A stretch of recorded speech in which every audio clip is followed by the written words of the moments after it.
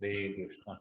सभी भक्तों का हार्दिक स्वागत है आज के प्रातःकालीन भगवत गीता क्लास में। तो हमने पिछली बार पढ़ा किस प्रकार भगवान एक कमल के पुष्प का उदाहरण देते हैं और समझाते हैं कि जो भी व्यक्ति आसक्ति रहित होकर कर्म करता है, कर्म के फलों का परित्याग करता है, उसको भगवान को समर्पित करता है, वो कभी भी पाप कर्मों से लुप्त नहीं होता। उसे किसी भी प्रकार का कर्म फल नहीं भोगना पड़ता। जिस प्रकार एक कमल का पुष्प जल में या कीचड़ में खिलते हुए भी जल को स्पर्श नहीं करता है, उसी प्रकार पाप कर्म भी कभी भी उस व्यक्ति को स्पर्श नहीं करेंगे जो कि आसक्ति रहित होकर अपने सारे कर्म फलों को भगवान को समर्पित कर देता है। ये हमने पढ़ा।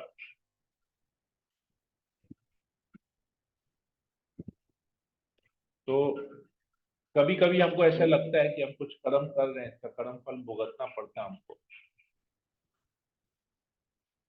परंतु वास्तविक रूप से देखा है तो कर्म नहीं है, वो आसक्ति रहित है। वो कर्म फल में बंधने वाला नहीं, कर्म फल से छुटकारा देने वाला कर्म। ये सब हमने ऑलरेडी डिटेल में पढ़ चुके हैं। एग्जाम्पल से, अलग अलग उदाहरण से हमने इसको पढ़ा है और समझा भी है। तो आज हम लोग इसी में और आगे पढ़ेंगे। ओम ज्ञानतिमिरान्धस्य ज्ञानाञ्जनशलाकया चक्षुरुन्मीलितं येन तस्मै श्रीगुरुवे नमः। नमो विष्णुपादाय कृष्णप्रेष्ठाय भूतले श्रीमते भक्तिवेदांत स्वामिनिति नामिने नमस्ते सरस्वती देवे गौरवाणी प्रचारिणे निर्विशेष शून्यदिपाश्च प्रदेष्टारिणे हे कृष्ण करुणा सिंधु दीन बंधु जगत्पते गोपेश गोपिकान्त राधाकान्त नमस्ते। तप्त कांचन गौरांगी राधे वृंदावनेश्वरी वृषभानुसुते देवी प्रणमामि हरिप्रिये। वाञ्छाकल्पतरुभ्यश्च कृपा सिन्धुभ्यैव च पतितानां पावनेभ्यो वैष्णवेभ्यो नमो नमः। जय श्री कृष्ण चैतन्य प्रभु नित्यानंद श्री अद्वैत गदाधर शिवसादि गौर भक्तवृंदा। हरे कृष्णा कृष्णा कृष्णा हरे हरे, हरे राम राम वृंदाचरण की जय। ओम नमो भगवते वासुदेवाय। ओम नमो भगवते वासुदेवाय। ओम नमो भगवते वासुदेवाय। भगवद गीता अध्याय 5 श्लोक नंबर 11।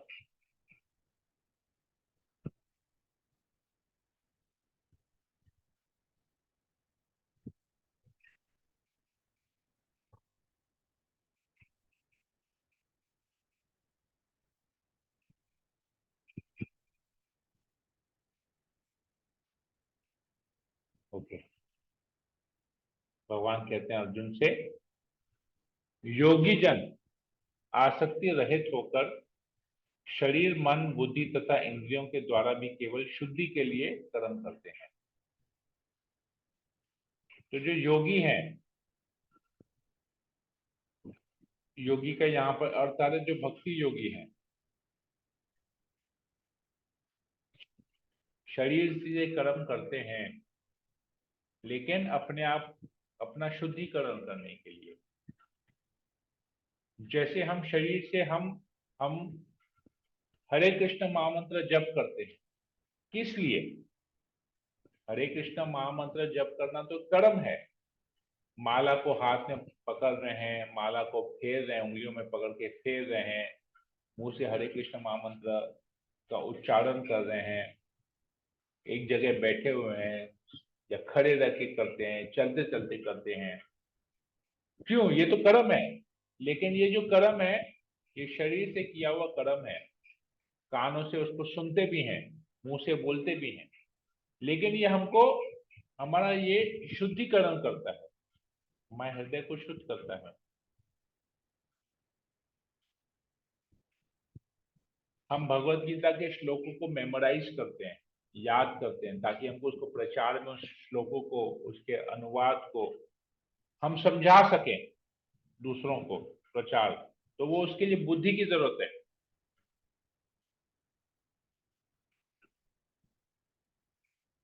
हम अलग अलग तरीकों के बारे में सोचते हैं कि हम प्रचार कैसे करें, आज भगवान के लिए क्या कुकिंग करें, क्या भोग लगाएं।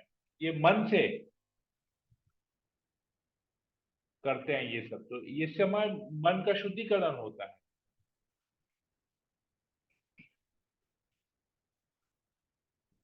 हम इधर उधर नहीं जाके धाम जाते हैं, भक्तों का संग करते हैं, धाम जाते हैं घूमने के लिए, परिक्रमा करने के लिए, या हम कहीं पर भी परिक्रमा करते हैं, तो ये इंद्रियां उससे शुद्ध होती हैं।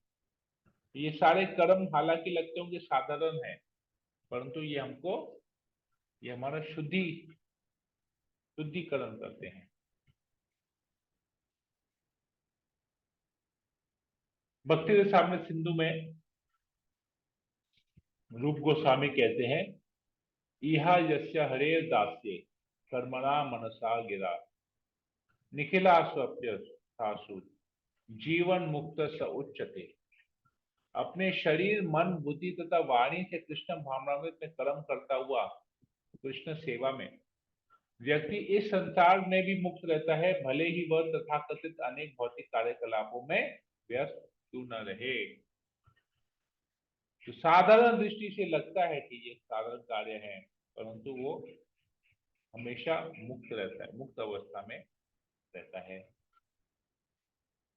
जब कृष्ण के लिए कर्म किया जाता है, कृष्ण की सेवा की जाती है दास भाव में, तो ये कर्म बंधन में हम नहीं फंसते हैं। आगे, निश्चल भक्त शुद्ध शांति प्राप्त करता है, क्योंकि वह समस्त कर्म फल मुझे अर्पित कर देता है। किंतु जो व्यक्ति भगवान से युक्त नहीं है और जो अपने श्रम का फल कामी है, वो बंध जाता है। तो भगवान कह रहे हैं क्लियरली, जो व्यक्ति अपने कर्म फल को मुझे अर्पित कर देता है, वो शांति प्राप्त करता है, उसे किसी प्रकार का कोई टेंशन नहीं होता लाइफ में। परंतु जो ऐसा नहीं करता है, वह बंध जाता है, दुनिया भर के प्रॉब्लम्स, एंजाइटीज में हमेशा वो पड़ा रहता है। जब देहधारी जीवात्मा अपनी प्रकृति को वश में कर लेता है और मन से समस्त कर्मों का परित्याग कर देता है, तब वह 9 द्वारे वाले नगर इस भौतिक शरीर में बिना कुछ किए कराए सुखपूर्वक रहता है। कर्मों का परित्याग करता है, कर्मों का परित्याग इन द सेंस कर्म फल का परित्याग, मतलब जो भी कार्य करता है अपने लिए नहीं करता, भगवान के लिए करता है, तभी वो इस शरीर में सुखी रह पाएगा। मतलब भक्ति किए बिना, किसी को कृष्ण की भक्ति किए बिना, कृष्ण भावना भावित हुए बिना सुख इस शरीर में जीवात्मा कभी भी सुख नहीं प्राप्त कर सकता। तो 9 द्वार के बारे में बताया गया है, 2 आंखें, 2 नथुने, 2 कान, 1 मुंह, गुदा और उपस्थ, ये 9 द्वार का शरीर है। क्योंकि इन, जब जीव आत्मा इस शरीर को छोड़ के जाती है, तो इन्हीं 9 द्वारों में से किसी में से बाहर निकलती है।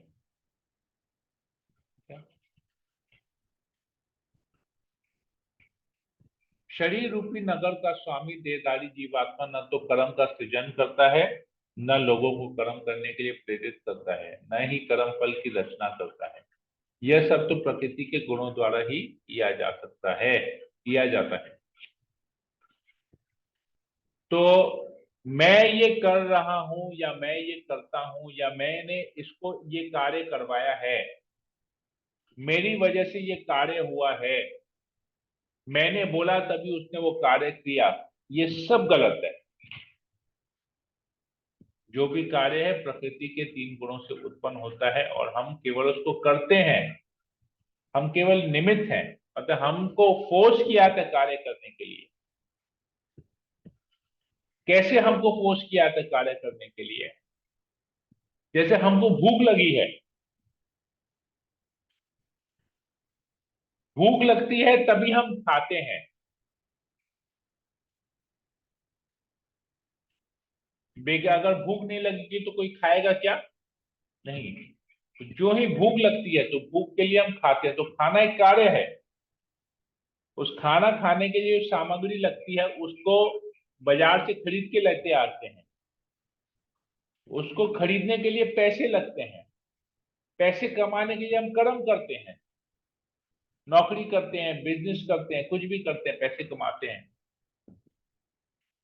तो ये प्रकृति के गुण, ये प्रकृति के गुणों द्वारा जो हमको ये शरीर मिला है, केवल मनुष्य शरीर नहीं। आज अगर हम शेर की योनि में भी रहेंगे तो शेर को भी भूख लगती है, तो अपनी भूख मिटाने के लिए दूसरे पशु की हत्या करता है, शिकार करता है, उसको खाता है। आज बकरी को भी भूख लगती है तो बकरी अपनी भूख मिटाने के लिए पत्ते खाता है। शुकर को भी भूख लगती है, शुकर अपनी भूख मिटाने के लिए गंदगी में विष्ठा खाता है जाके। चींटी को भी भूख लगती है, चींटी भी मेहनत करता है। तो ये सब देखिए, सब लोग ये प्रकृति के गुणों के द्वारा हमको जो शरीर मिला है उस शरीर को पालन करने के लिए हमको कर्म करना पड़ता है। तो हम कर्म का सृजन नहीं करते, न ही कर्म फल की हम रचना करते हैं। ये सब कुछ प्रकृति के नियमों द्वारा किया जाता है। जब तक वह शरीर रूपी नगर में निवास करता है, प्रभुपाद जी तात्पर्य में लिखते हैं, जब तक जीव आत्मा इस शरीर रूपी नगर में निवास करता है तब तक वह इसका स्वामी प्रतीत होता है। लगता है मेरा शरीर है ये, मैं इस शरीर का स्वामी हूं, मैं ही ये शरीर हूं, ऐसा सोचता है। किंतु वास्तव में वह न तो इसका स्वामी होता है न उसके कर्मों तथा फलों का नियंता है। वह तो इस भवसागर के बीच जीवन संघर्ष से रत प्राणी है। सागर की लहरें उसे उछालती रहती हैं किंतु उन पर उसका वश नहीं चलता। उसके उद्धार का एकमात्र साधन है कि दिव्य कृष्ण भावना में द्वारा समुद्र के बाहर आए। इसी के द्वारा समस्त अशांति से उसकी रक्षा हो सकती है। तो जैसे महान सागर में समुद्र की लहरें, अगर आप लोगों को एक्सपीरियंस होगा, कोई द्वारका में अगर किसी ने स्नान किया होगा, पुरी में किसी ने स्नान किया होगा, तो समुद्र की लहरें हैं, कैसे हम डिसबैलेंस हो जाते हैं। खड़े भी रहते हैं तो समुद्र की लहरें आती है तो हम गिर जाते हैं। पानी में अगर समुद्र में जाते हैं नहाने के लिए तो भी हम इधर उधर हो जाते हैं, लहरें इतनी स्ट्रांग होती हैं, हमको उछाल देती हैं। तो ऐसे ही प्रकृति के गुण इतने स्ट्रांग है कि हमसे कर्म करवाती है, हम रोक नहीं पाते। तो अगर हमको इस भव सागर से बाहर निकलना है तो हमको एकमात्र साधन है कृष्ण भावना भावित होना। आगे, परमेश्वर न तो किसी के पापों का को ग्रहण करता है न पुण्यों को, किंतु सारे देहधारी जीव उस अज्ञान के कारण मोहग्रस्त रहते हैं जो उनके वास्तविक ज्ञान को आच्छादित किए रहते हैं। तो भगवान उत्तरदायी नहीं है, भगवान पाप और पुण्य नहीं ग्रहण करते हैं। प्रकृति के नियमों द्वारा, प्रकृति के गुणों द्वारा जो कर्म होता है तो हमको उसके प्रकृति के वजह, प्रकृति से ही हमको ये पाप और पुण्य मिलते हैं, भगवान से नहीं। भगवान तो पाप और पुण्य से, कर्म फल जो ऊपर है, भगवान को कर्म फल समर्पित करना मतलब सभी प्रकार के पाप और पुण्य दोनों से ही मुक्त हो जाना। तो भगवान की कोई अगर भोग कर रहा है, कोई अगर भुगत रहा है, अगर कोई व्यक्ति तकलीफ में है तो उस तकलीफ का उत्तरदायी वही स्वयं है। क्योंकि जब वो भोग कर रहा था, जब वो खुशी ले रहा था, मजे कर रहा था, तो भी स्वयं को ही अपने लिए ही मजे कर रहा था। उसको लग रहा था मैंने किया है ये तो मैं उसके मजे लूटूंगा। तो जब भुगतेगा, भुगतान की भारी आएगी तो भी भुगतान उसी को ही करना पड़ेगा। जैसे कोई व्यक्ति कार्य करता है, इनकम करता है, इनकम अगर वो करेगा तो टैक्स भी वही भरेगा, टैक्स उसके बदले में दूसरा कोई आदमी नहीं भरेगा। तो यहां पर ये कोई व्यक्ति पुण्य के फल को ग्रहण करता है तो पाप के फल को भी वही ग्रहण करेगा, भगवान नहीं ग्रहण करेंगे। और भगवान पाप पुण्य से ऊपर है, वो अपने कर्म फल को ही भोग रहा है। अच्छे का तो पुण्य भोगेगा, पाप करेगा तो उसका भी को भोगना पड़ेगा।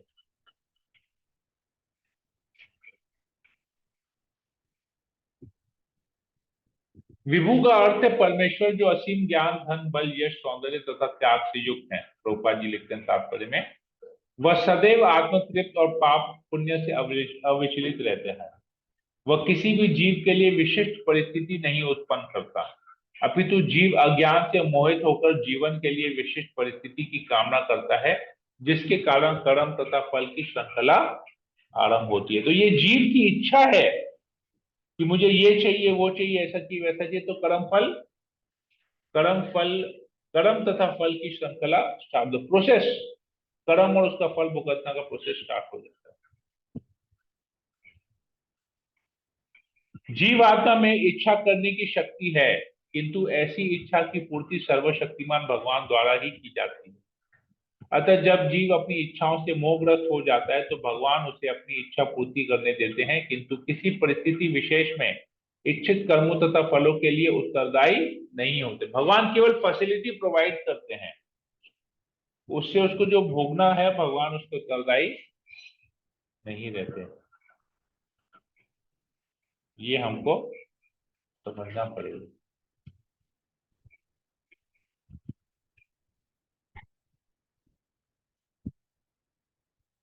किंतु जब कोई उस ज्ञान से प्रबुद्ध होता है जिससे अविद्या का विनाश होता है, तो उसके ज्ञान से सब कुछ उसी तरह प्रकट हो जाता है जैसे दिन में सूर्य के साथ सारी वस्तुएं प्रकाशित हो जाती है।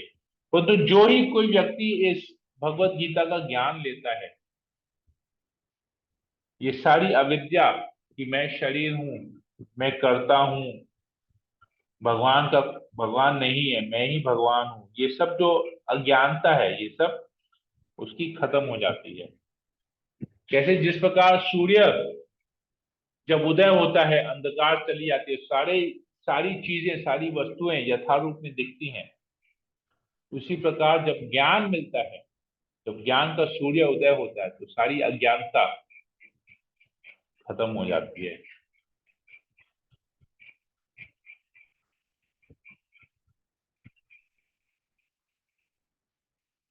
जब मनुष्य की बुद्धि, मन, श्रद्धा तथा शरण सब कुछ भगवान में स्थिर हो जाते हैं, तभी वह पूर्ण ज्ञान द्वारा समस्त कलमश से शुद्ध होता है और मुक्ति के पथ पर अग्रसर होता है।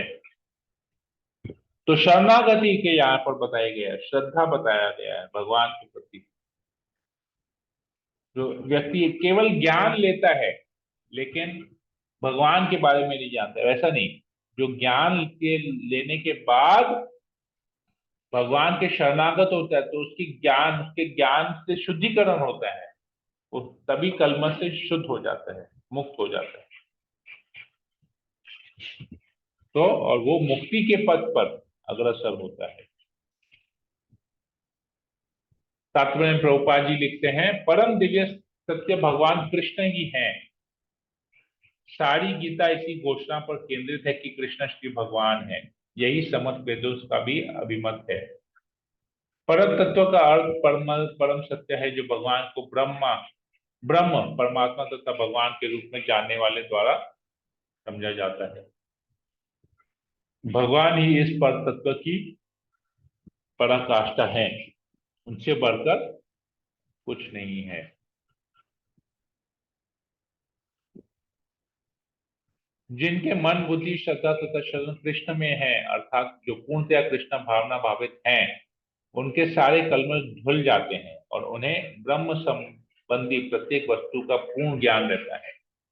कृष्ण भावना भावित व्यक्ति यह भली बात समझता रह सकता है कि कृष्ण में द्वैत है, एक साथ एकता तथा भिन्नता, और ऐसे दिव्य ज्ञान से युक्त होकर वह मुक्ति पथ पर सुस्थिर प्रगति कर सकता है। हरे कृष्णा। यहीं तक ही रखते हैं। किसी कोई प्रश्न हो? हरे कृष्ण। नो प्रभु। ओके, हरे कृष्णा।